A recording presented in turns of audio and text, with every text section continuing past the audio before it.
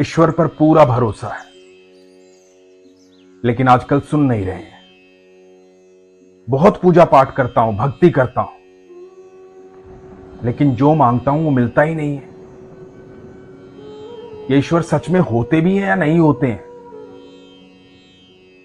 होते हैं तो कहां होते हैं? जब मुसीबत आती है तो पता ही नहीं चलता कि कहां चले गए।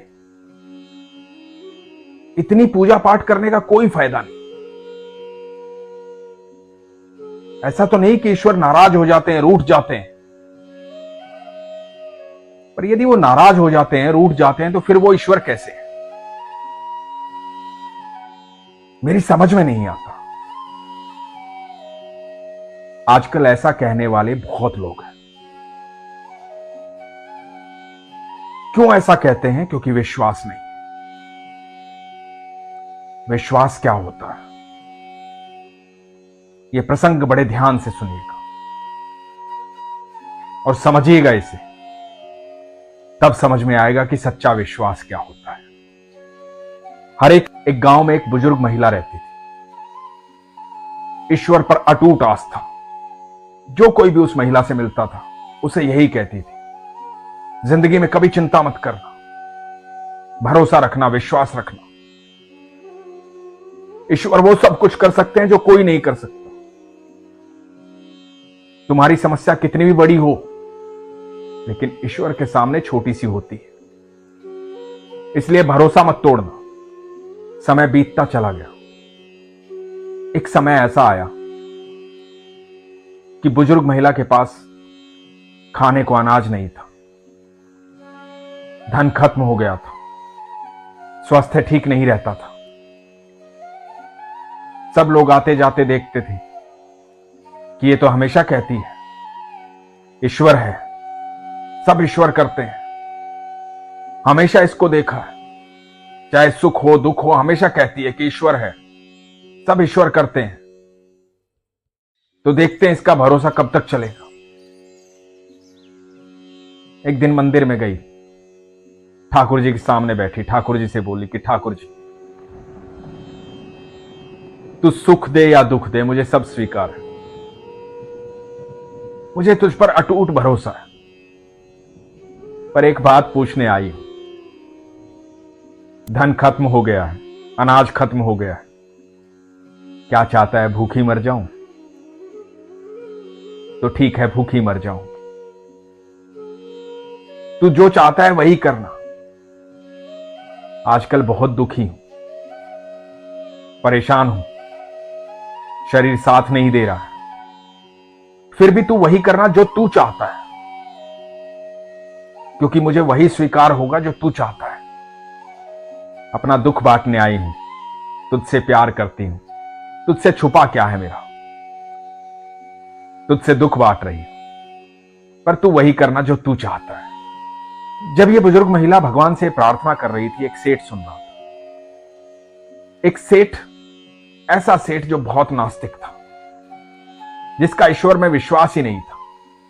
देख रहा था कि देखो कितनी बड़ी मूर्ख है। इसको लगता है कि ये पत्थर की मूर्ति जो है इसकी बात सुन रही है। ये जितने लोग प्रार्थना करते हैं ना, खुद को तसल्ली देते हैं। तसल्ली देते हैं क्योंकि इनकी कोई सुनता है नहीं, भगवान के सामने जाकर के सुना देते हैं, फिर मन हल्का हो जाता है, घर आ जाते हैं और सोचते हैं कि सब ठीक हो जाएगा, उम्मीद में जीते हैं। ये सेठ ऐसा सोच रहा था। सेठ ने सोचा कि देखो, आज इसके विचार बदलता हूं। आज के बाद भूल जाएगी कि भगवान होते हैं। और सेठ ने अपने नौकर को कहा कि इस बुजुर्ग महिला के घर जाना और इसको जाकर के राशन देना, बहुत सारा राशन देना। और वो जब पूछे कि किसने भेजा है, तो कहना कि शैतान ने भेजा है। नौकर गया राशन लेकर के बुजुर्ग महिला के घर पर, जाकर के दिया कि मां ये लो, शैतान ने भेजा है। बुजुर्ग महिला मुस्कुराई, खुश हुई। ये नौकर वापस सेठ जी के पास आए। सेठ जी ने कहा कि दिया तुमने उसे? तो नौकर ने कहा कि हां मालिक, दिया। तो सेठ जी ने कहा कि क्या बोली? तो नौकर ने बताया कि मैंने बोला कि शैतान ने भेजा है। तो वो महिला बोली कि देखा, ये है मेरा ईश्वर, अपने भक्तों के लिए शैतान को भी काम पर लगा देता है। जब जिसको चाहता है उसे बोल देता है कि जाकर के मेरे भक्त की मदद कर। आज सुबह ही तो प्रार्थना की थी। वो चाहता नहीं कि मैं भूखी मरूं, वो हमेशा मुझे सुखी देखना चाहता है। कोई और मिला नहीं तो शैतान को बोल दिया होगा कि जा मेरी भक्त को राशन देकर आ, मेरा ठाकुर उस शैतान का भी भला कर। ये सुनकर सेठ चकरा गया। सेठ ने इतनी आस्था, इतना विश्वास कभी नहीं देखा था किसी के भीतर भी। सेठ के मन में ये बात आ गई थी, समझ गया था सेठ कि राशन तूने नहीं भिजवाया, तेरे मन में ये भाव पैदा हुए थे और भाव पैदा करने वाले ईश्वर है। जाकर के सेठ मंदिर में भगवान के चरणों में गिर गया, क्षमा मांगने लगा। दोस्तों, यकीन मानना, जब आपका विश्वास प्रगाढ़ होता है, संपूर्ण समर्पण होता है, तो आपके पास प्रश्न नहीं होता है, तब शंका नहीं होती है, तब कभी आप ये नहीं सोचते हैं कि मैं इतनी प्रार्थना करता हूं लेकिन वो सुनता नहीं। तब आप दुख को भी सहर्ष स्वीकार करते हैं। दुख तो हमेशा साथ रहता है, सुख कभी कभी आता है, और जिस दिन आप दुख को भी सहर्ष स्वीकार करना शुरू कर दोगे, अपने दुख को भी अपने ईश्वर की बातें बताओगे, तो सच कह रहा हूं, दुख भी सुख में परिवर्तित हो जाएगा। जब प्रगाढ़ विश्वास होता है तो किसी प्रकार की कोई शंका नहीं होती। जब विश्वास करते हो, प्रेम है ईश्वर से, तो हर समय को, वो चाहे जैसा भी चल रहा है, चाहे वो दुख का है चाहे सुख का है, उसको हमेशा ये समझो कि ये ईश्वर की देन है, इसके पीछे कोई कारण होगा। आज जो तुम दुखी हो, यकीन मानना, ये दुख आने वाले सुख की नींव है। ये दुख आने वाले सुख का कारण बनेगा। और जब आपका ईश्वर के प्रति प्रेम प्रगाढ़ हो जाता है, आपके दुश्मन के भीतर बैठ करके भी ठाकुर आपके हक में काम करवाते हैं। आपके दुश्मन के मन में भी ये डाल देंगे कि जा, झुक जा मेरे भक्तों के चरणों में। मैं सच कहता हूं, जब विश्वास करो तो शंका मत करना।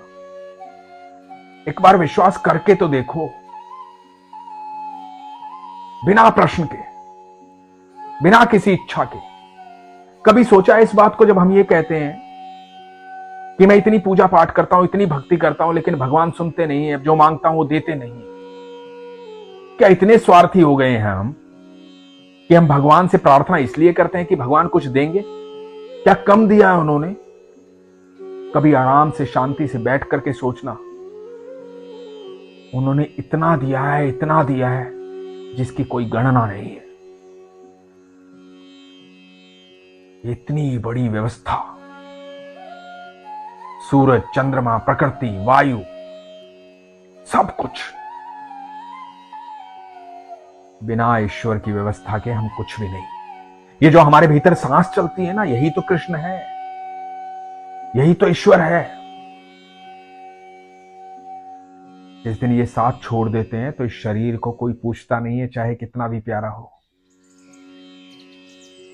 सत्य सिर्फ ईश्वर है। इसलिए शंका मत करो, विश्वास करो। इसीलिए हमेशा कहता हूं, अपने विश्वास को मजबूत रखो, अपना ख्याल रखो। हरे कृष्ण।